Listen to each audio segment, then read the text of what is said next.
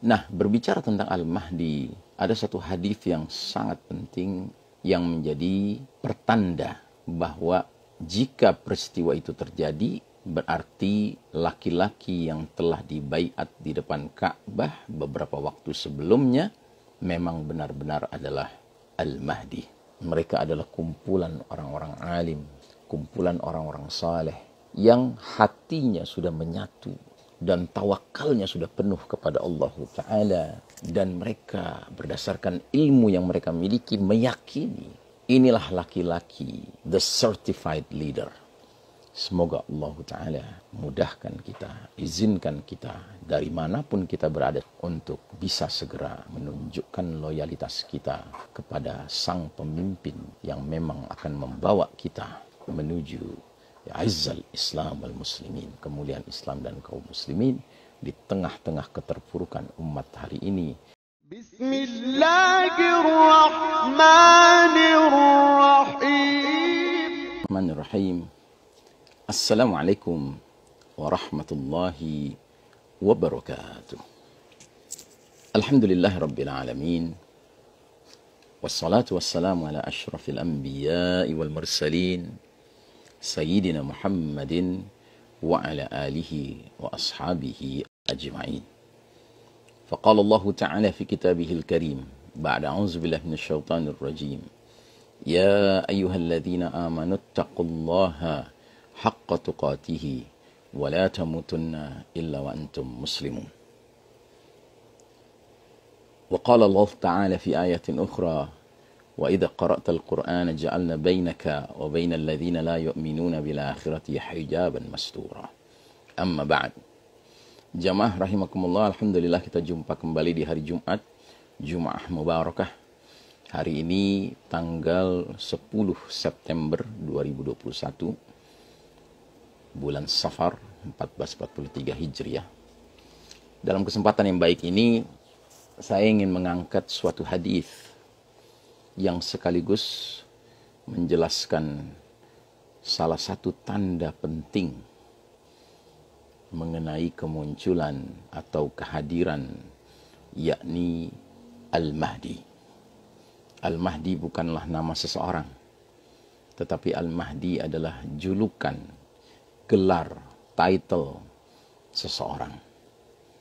Al-Mahdi bermakna seorang laki-laki yang mendapat petunjuk dari Allah Subhanahu wa Ta'ala, dan juga bermakna seorang laki-laki yang ditunjuk Allah Ta'ala untuk berperan sebagai Amirul Mu'minin fi akhir zaman, pemimpin kaum beriman di akhir zaman.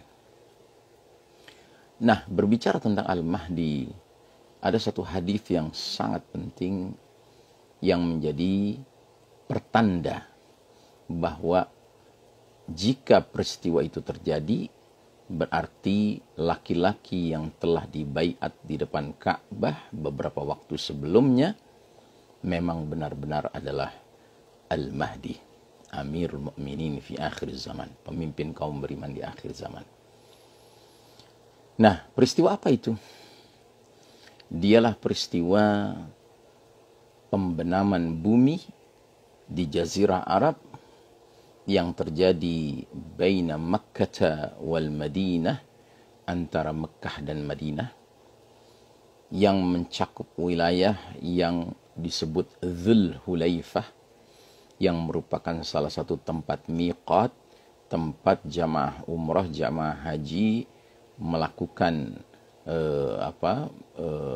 mengenakan ihram, ya.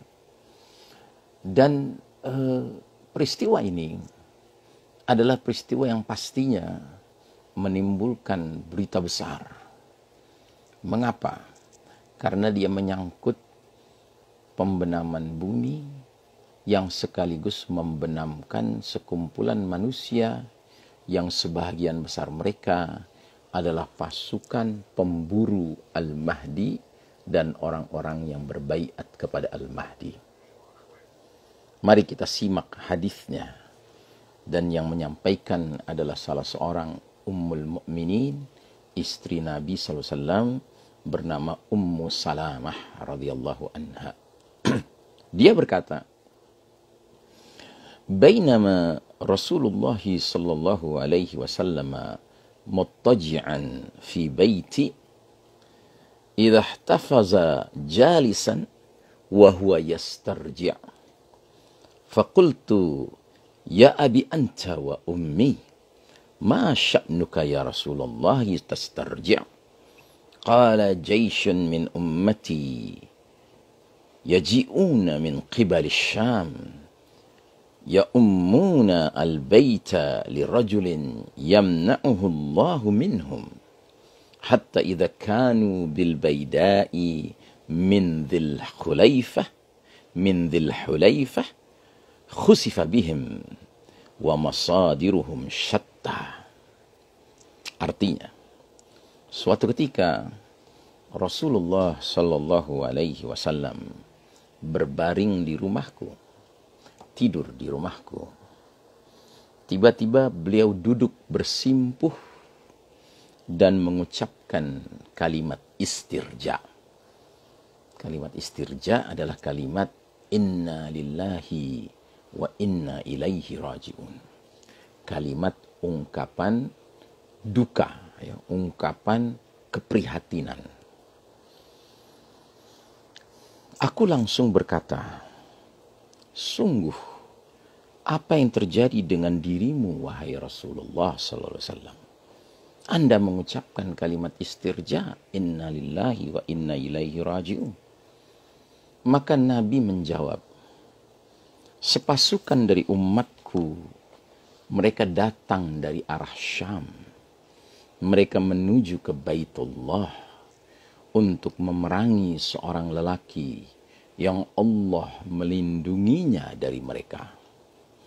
Sampai ketika mereka tiba di gurun pasir dari Dzul Hulaifah, mereka dibenamkan semuanya ke dalam tanah, sedangkan tempat asal mereka berbeda-beda. Ini hadis diriwayatkan oleh Imam Ahmad. Ya. Jadi saudaraku rahimakumullah, hadis ini memperlihatkan ada satu kejadian yang sangat unik beberapa saat setelah Al-Mahdi dibaiat oleh sejumlah orang yang dikatakan dalam hadis yang lain mithlu ahli Badar. Jumlahnya serupa dengan jumlah pasukan perang Badar, yakni 313 orang. Mereka adalah kumpulan orang-orang alim, kumpulan orang-orang saleh yang hatinya sudah menyatu dan tawakalnya sudah penuh kepada Allah Ta'ala, dan mereka berdasarkan ilmu yang mereka miliki meyakini inilah laki-laki, the certified leader, pemimpin yang mendapat sertifikasi dari Nabi Muhammad SAW. Inilah Al-Mahdi yang karenanya mereka berbulat tekad untuk menuntut kepadanya di depan Ka'bah, bainal rukni wal maqam, antara Hajar Aswad dan Maqam Ibrahim, di depan pintu Multazam. Mereka menuntutnya untuk mengulurkan tangannya agar mereka bisa membaiatnya. Tetapi laki-laki ini menjawab, bukan aku orangnya. Artinya laki-laki ini menolak dengan keras untuk dibaiat menjadi pemimpin. Apalagi pemimpin seluruh umat Islam, seluruh dunia. Di zaman yang penuh fitnah. Di zaman ketika itu luar biasa dahsyatnya ya, hegemoni kaum zalimin, kaum kufar. Jadi saudaraku rahimakumullah, tetapi laki-laki ini ya, kalah dengan kebulatan tekad para 313 alimin dan salihin ini. Mereka justru sampai mengeluarkan ancaman. Jika engkau tidak mau menerima baiat kami, kami akan pukul tengkukmu. Ancaman bunuh. Fayubayi'unahu wa huwa karihun. Akhirnya mereka membaiatnya, sedangkan laki-laki itu tidak menginginkannya. Artinya dibaiat paksa. Nah, peristiwa ini kemudian dilanjutkan dengan sebuah peristiwa besar.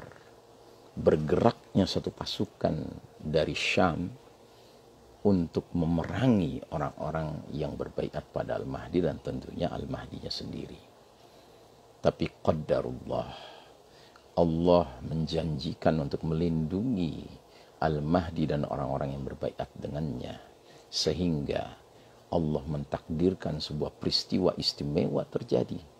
Yakni pasukan tersebut bergerak dari utara, dari Syam, sudah melewati Madinah, terus mau menuju ke Mekah. Ternyata antara Mekah dan Madinah di suatu gurun pasir yang mencakup wilayah tempat miqat jamaah umrah dan haji yang bernama Zulhulaifah, Allah benamkan, Allah takdirkan peristiwa pembenaman bumi di Jazirah Arab yang lokasinya di situ, yang menyebabkan pasukan itu terbenam seluruhnya kecuali 1-2 orang. Yang kemudian di hadis yang lain diterangkan, orang tersisa yang masih hidup ini, pasukan ini melaporkan kepada penguasa zalim yang telah memerintahkan mereka apa yang terjadi pada kawan-kawannya. Dan setiap muslim, setiap mukmin yang mendengar kabar pembenaman pasukan ini segera menjadi sadar dan yakin Al-Mahdi telah hadir. Dan kalau itu terjadi, saudaraku rahimakumullah, ada hal yang harus kita segera kerjakan. Apa itu? Berbaiat pada Al-Mahdi. Kalau kita berada di sana tentunya mudah. Tapi kalau kita tidak berada di sana, kita berada di tempat yang berjauhan dari Mekah, maka masing-masing kita hendaknya segera berkemas hijrah untuk membaiat Al-Mahdi. Semoga Allah Ta'ala mudahkan kita, izinkan kita dari manapun kita berada saat itu untuk bisa segera menunjukkan loyalitas kita kepada sang pemimpin yang memang akan membawa kita menuju izzal Islam wal muslimin, kemuliaan Islam dan kaum muslimin di tengah-tengah keterpurukan umat hari ini di bawah dominasi al-kuffar, al-yahud, wal nasara, wal musyrikin yang mengelola dunia ini dengan nilai-nilai kegelapan, nilai-nilai kekufuran, kemusyrikan, ya, kemunafikan, kedustaan, kezaliman, kemungkaran, kemaksiatan. Dahsyat sekali. Semoga saudaraku rahimakumullah, andai pun Allah panjangkan umur kita sampai kepada zaman Al-Mahdi muncul, semoga Allah tetapkan keimanan kita. Allah berikan kita nikmat as-sabr wal istiqamah, sabar dan istiqamah, sehingga kita terpilih oleh Allah Ta'ala untuk menjadi bahagian dari Safful Mahdi, barisan Al-Mahdi, Jaisyul Mahdi, pasukan Al-Mahdi. Wassallallahu ala nabiyyina Muhammadin wa ala alihi wa sahbihi ajma'in. Wassalamualaikum warahmatullahi wabarakatuh. يا صل وسلم